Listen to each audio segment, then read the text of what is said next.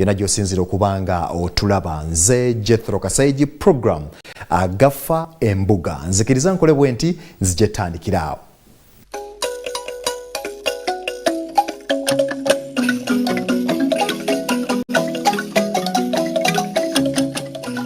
Program Agaffa Embuga tutandise n'ensinkano President Yoweri Kaguta Museveni gye yali mu sabbiiti ewedde ne President wa Sao Tome omukulu Carlos Manuel Villanova. Omukulu ono yajja mu ggwanga Uganda ku bugenyi nga bwannaku 2 ng'ayitiddwa President Yoweri Kaguta Museveni era bayogera ku nsonga ezitali zimu. President Museveni n'amutegeeza nti kaakati ensonga z'ebyobusuubuzi zino Uganda neeteefuteefu okukolagana n'eggwanga erya Sao Tome mu mbeera z'ebyobusuubuzi eby'enjawulo. Omukulembeze ono ow'eggwanga erya Sao Tome omukulu Manuel yafisaawo keera akadde n'agendako ku kkolero ly'emmotoka ery'Ekiira mu disitulikiti ey'Ejjinja. Emboozi ngireese. Mu kiro ekyakeesa olwokuna mu wiiki ewedde, Pulezidenti wa Sao Tome ne Principe ow'ekitiibwa Charles Manuel Villanova yatuuka mu Uganda ku bugenyi bwe yamalako ennaku 2 ng'era yayitibwa Pulezidenti Yoweri Kaguta Museveni kamukyaza. Manuel yatuuka ku kisaawe ky'ennyonyi Entebbe ku ssaawa z'ekiro. Yayanirizibwa Director w'ekitongole ekivunaanyizibwa ku byokwerinda ebyebweru ESO Ambassador Joseph Ochwet n'omuduumizi w'amagye g'omu bbanga Lieutenant General Charles Rukidi.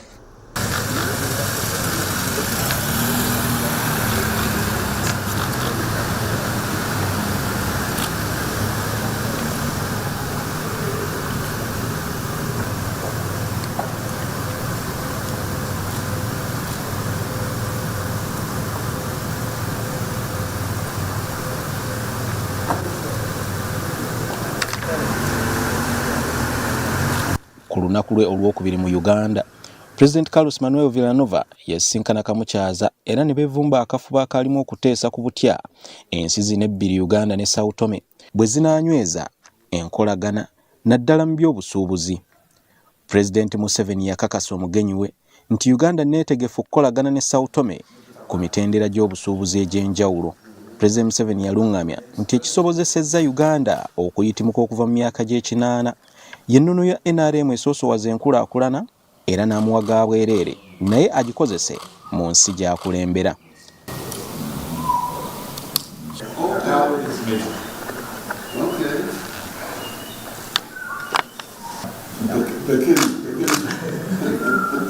Pulezidenti era yamunnyonnyola nti ensi okukulaakulana oteekwa okuba n'emisingi egyekuusa ku gino wammanga: okwagala ensi yo patriotism, okwagala Africa pan-Africanism, enkulaakulana y'abantu social economic transformation wamu ne demokrasiya oba demokrasi. Ku lulwe ye President Manuel yasiima nnyo obugenyi buno era n'ayongerako nti ensi ye gy'akulembera ya mukisa okubanga ekolagana ne Uganda mu by'obusuubuzi. Omugenyi era yeebaza kamukyaza olw'okukola ennyo okukuuma emirembe si mu Uganda mokka wabula ne mu bbendobendo lya Ssemazinga wa Africa ery'obukiikakkono. Yayongerako nti abantu b'omu nsi gy'akulembera balina kinene nnyo kye bayinza okuyiga ku bakulembeze nga Pulezidenti Museveni.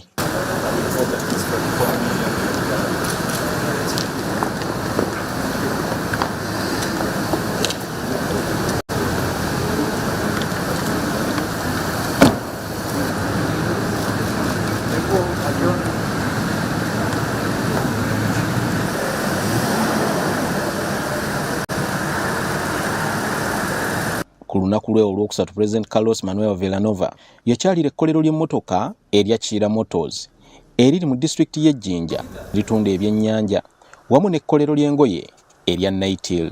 Yasiima nnyo amakolero gano n'agamba nti bw'anaddayo eka ajja kulaba w'atandikira.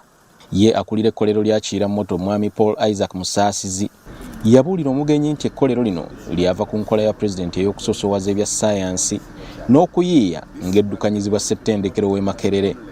This company was born out of the Presidential Initiative for Science, Technology and Innovation at Makerere University, which is one of the leading institutions of higher education in Africa.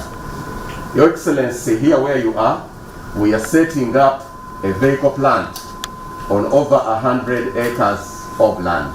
Ekkolero litudde ku bugazi bw'ettaka lya yiika 10 era likolera wamu n'ekiwaayo ekikola ku by'obuzimbi mu ggye ly'eggwanga erya UPDF. Sao Tome ne Principe buzinga bubiri obukola eggwanga eryo era lisangibwa mu masekati ga Ssemazinga Africa. Ekibuga ekikulu kiyitibwa Sao Tome Saint Thomas era ne ssente zaabwe ziyitibwa Dobra, olulimi olwogerwa Lupotugiizi, n'abantu b'omu ggwanga eryo bali omugatte 22,317 okusinziira ku kubala okwakolebwa banka y'ensi yonna World Bank mu mwaka gwa 2021. Eggwanga lino lifugibwa ku nkola ya demokrasiya.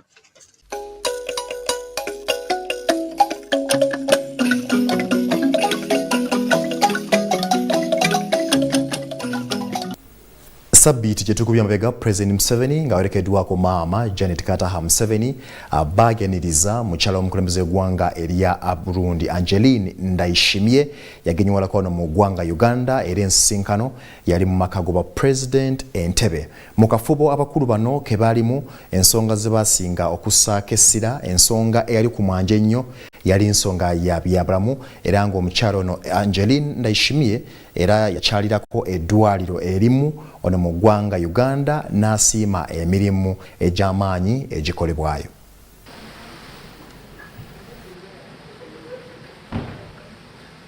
Mukyala wa President wa Republic of Burundi Oweekitiibwa Angeline Ndayishimiye wiiki ewedde yakyalirako President Yoweri Kaguta Museveni ne maama Janet Museveni mu maka g'obwa President Entebbe. President ne maama Janet bayaniriza mukyala Ndayishimiye mu Uganda era ne bamwebaza olw'okubakyalirako mu ngeri ey'enjawulo. Oweekitiibwa Ndayishimiye yasiima President Museveni olw'okumwaniriza n'ebbugumu n'okumusembeza obulungi. Era yategeeza President nti mu ntandikwa y'olunaku yalambulako eddwaliro ly'abaana eririmu n'eddongosezo mu kibuga Entebbe. Ku ludda olulala Minisita w'ebyobulamu Dr. Jane Ruth Aceng yategeeza President Museveni nti we twogerera eddwaliro ne likoze okulongoosa okusoba mu 1,700. Yayongerako nti eddwaliro lino lirimu abaana okuva mu Afrika yonna era obulwadde bw'omulubuto, endwadde z'ensigo wamu n'ezo ezeekuusa ku musaayi.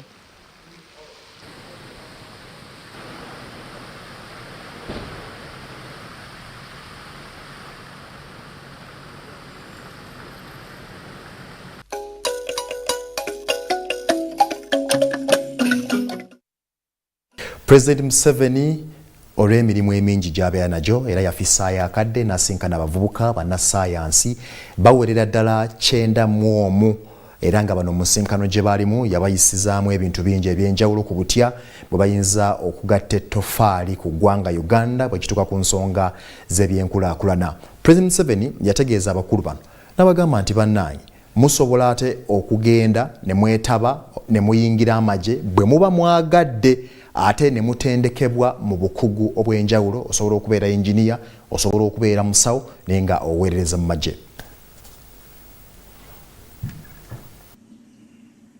Now, once you get the mission, number one, the 3 missions, prosperity, strategic security, using the brotherhood. That's why I was telling you about the similarity of languages.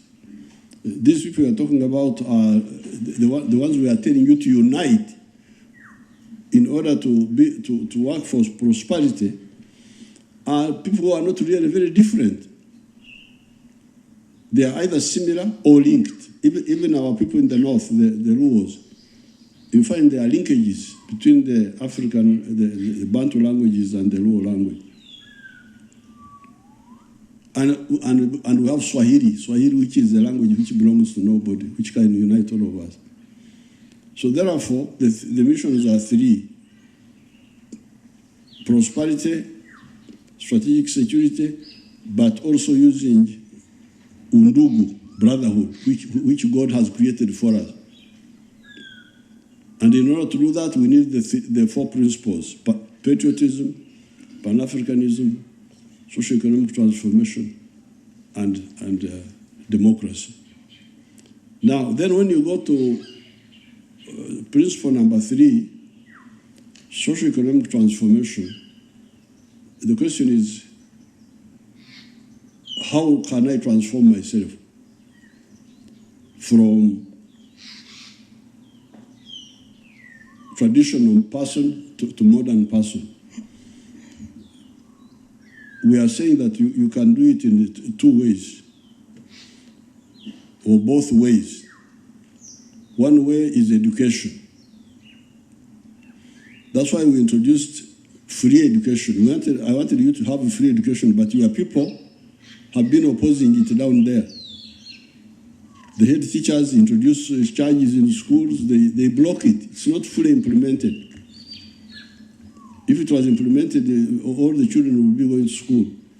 But they don't implement it fully because they don't understand. They are busy. They think that they should get money from you, that should suck money from you. So you need to unite with the NRM, and we fight all those people who are blocking the free education of the children. But apart from free education, the other way is joining the money economy. That's why the Mugwere was talking of Okore Chidakionka. You must get out of the Okore Chidakionka. And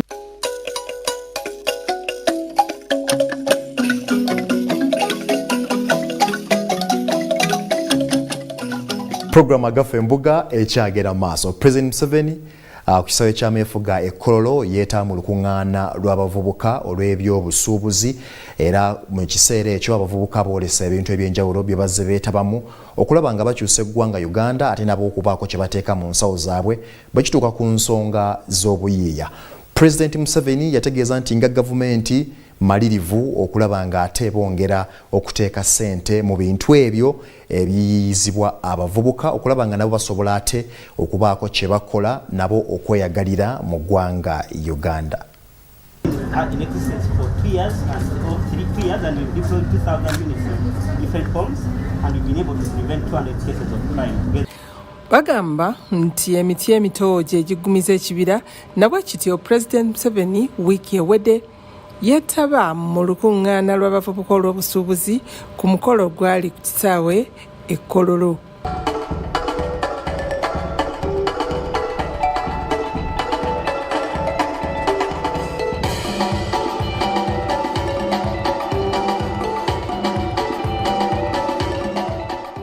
Pulezidenti mu kwogera kwe yasuubiza abavubuka nti gavumenti ejja kubayamba okussa mu nkola ebyo bye batandiseewo. I was happy to see some of you people making some gadgets for. There was somebody who was making a communication gadget to communicate in terms of danger. Who is that one? Come and we see you.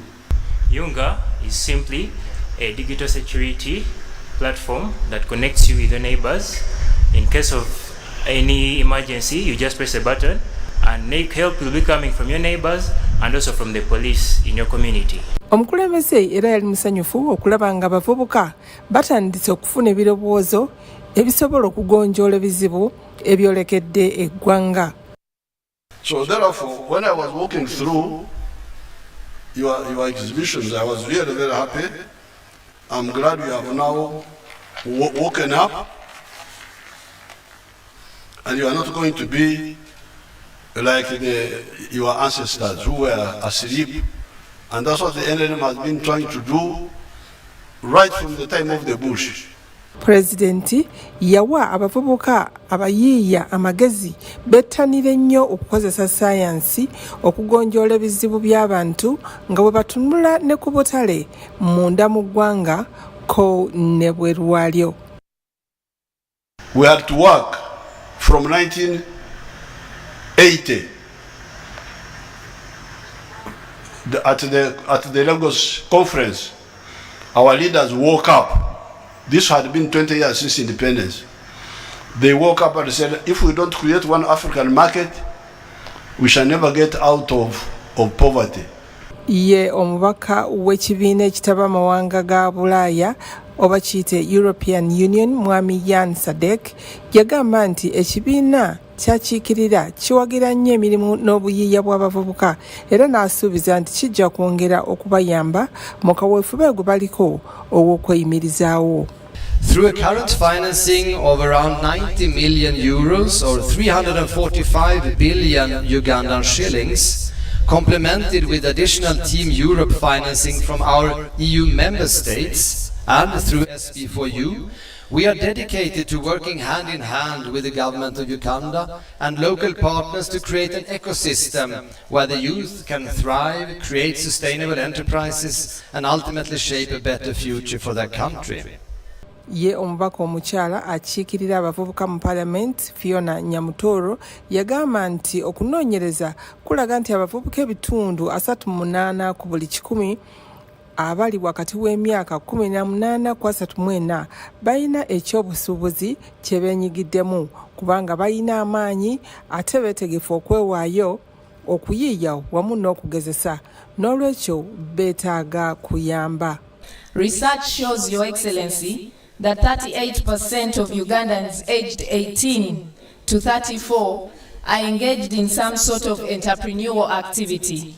This is compared to the 36% of Ugandans who are above the age of 35. Ku mukolo gwe gumu, President yatongoza akatabo k'ebyobusuubuzi ak'abavubuka oba kayite Youth Business Magazine.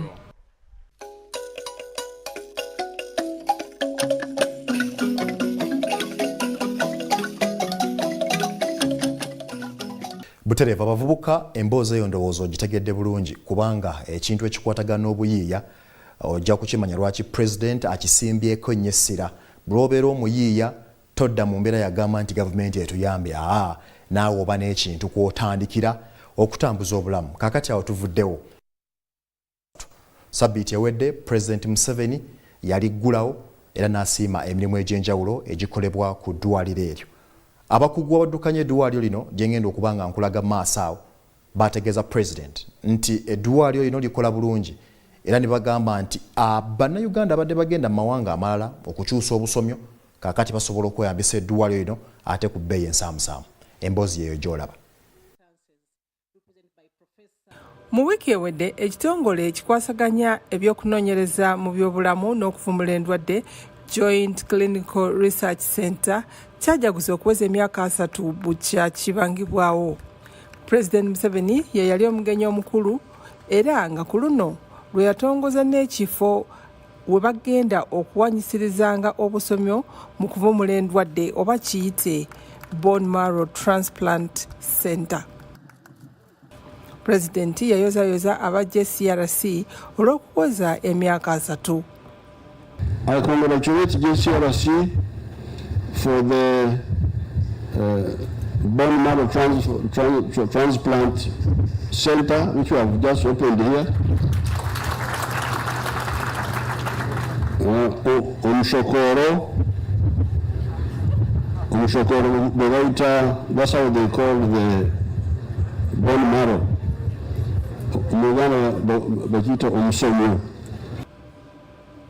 President yagamba nti kijja kussa ebbeeyi y'okujjanjaba wansi nga obujjanjabi obwo bukoleddwa wano mu Uganda.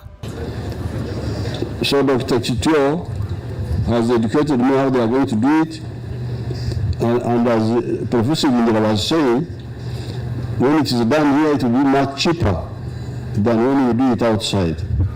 I therefore congratulate you on that. Minister of Health Dr. Jane Ruther Change yagamba nti ssente eno ng'eyita mu kunoonyereza eyambye nnyo abasawo mu kujjanjaba endwadde naddala akawuka ka siriimu. And out of the estimated 1.4 million people living with HIV, approximately 95% are on treatment with antiretroviral therapy, and close to 95% of those on treatment have achieved viral suppression, which not only improved the life of the individuals, but also reduces the transmission of HIV. And most of the new infections are occurring in the young population, which also has a lower treatment adherence and a lower viral suppression than the older age cohorts. The average HIV prevalence in the country is 5.5% among people aged 15 to 49 years. The improvement in the HIV statistics in our country has been achieved through a multi-sector approach and in partnership with our development partners. The Joint Clinical Research Center has made significant contribution on each step of the journey towards ending HIV/AIDS as a public health threat, and we expect it to make a significant contribution in the last mile of this journey. Dr. Sise Kityo nga yakulembera ekitongole kino yeyogerako ku ngeri ssente eno gyeyambyemu mu kujjanjaba obulwadde bwa siriimu n'okugezesa eddagala eppya. Yagamba nti kampega wano senta eno yekulembeddemu okulondoola eddagala lya siriimu eppya ery'empiso engeri gy'ekolamu. has saved over 24 million people worldwide, especially in limited resource settings. I touch a bit on research. Your Excellency, research has been at the heart of JCRC's mission from the very beginning, and those are some of the objectives why you set us up. Our researchers have worked and will continue to work tirelessly to discover new insights, treatment, and solutions to some of the most challenging health issues facing our nation and region. Professor Charles Ibingira, ssentebe wa JCRC, yebaza President olw'okwewaayo okulwanyisa siriimu mu kiseera eggwanga we lyali lyetaagira obukulembeze ng'obubwe ate ng'abalala bo baatya. Currently, we take care of over 200,000 patients in various regions of this country. It is, however, appreciated that the drugs are very effective to the extent that blood tests may not even show presence of the virus, and these patients are able to live longer and healthy lives with the virus still hiding in their bodies in HIV reservoir cells, meaning that even when they are enjoying, the virus is still there. And that is a very great concern for us here at the board of JCRC. The former executive directors and our partners for supporting JCRC at that.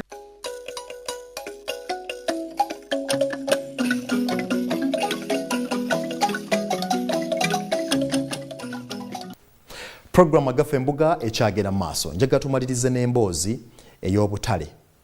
President Museveni yasindika abakulu okuva mu ofiisi ye okulambula abantu be abakolera mu butale, era obumu ku butale obwalambulwa mwe muli akatale k'okunywa awamu n'akamayiro 2 naye nga bonna buli ku luguudo lw'ebbomba eyo. Yatuukayo era yali musanyufu emirimu egikolebwa naddala abakyala bakola kyamaanyi nnyo okulaba nga oba oli ababeezawo ne famire zaabwe, naye nga bino byonna amaanyi gateekebwa mu butale buno n'ebikolebwayo. Emboozi eyo gy'olaba.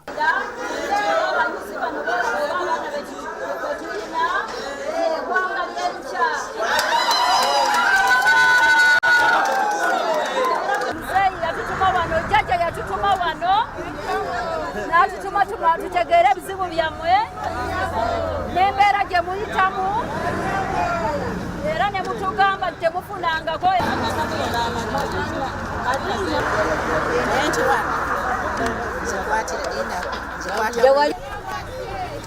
bitibwa kamya posya era nga nze chairman w'akatale kano kayitibwa Nanywa Weekend Market akasagwa ku lw'ebbombo mayiro 19 kyalo bakita Nanywa. Akatale kano kalimu bammemba abasukka mu 30. Naye olwaleero kusomesa kwebaza eri pulezidenti olw'okuba nti yasuubiza abantu naye n'abaako kyakoze era kyatuukiriza. Tulina essanyu lingi nnyo n'abasuubuzi bange olw'okuba nti tusuuliddwa omukono tufunye ntandikwa oba obuyambi okwongera mu bizinesi zaffe.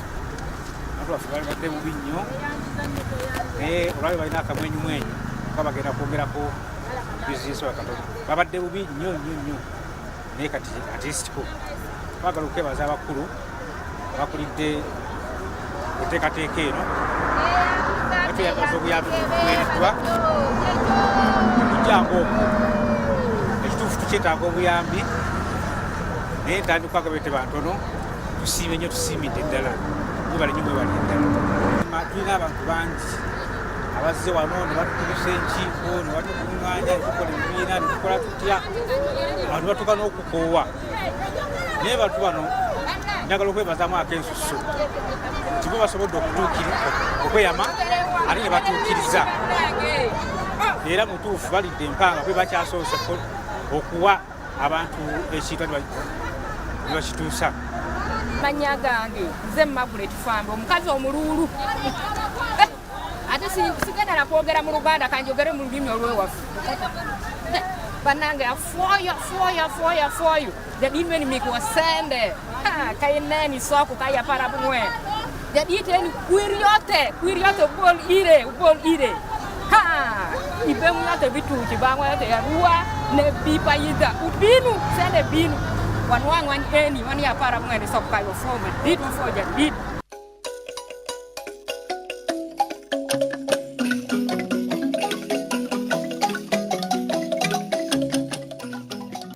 Buterevu program agafa embuga bweto bwetambudde onako olwalero njagala okwebaza okubanga tutambudde ffena bingi byembadde nkutuusako emirimu egy'enjawulo egikoleddwa President Yoweri Kaguta Museveni sabbiiti gye tukubye amabega. Nze Jethro Kasaiji tuddingana olundi akuume.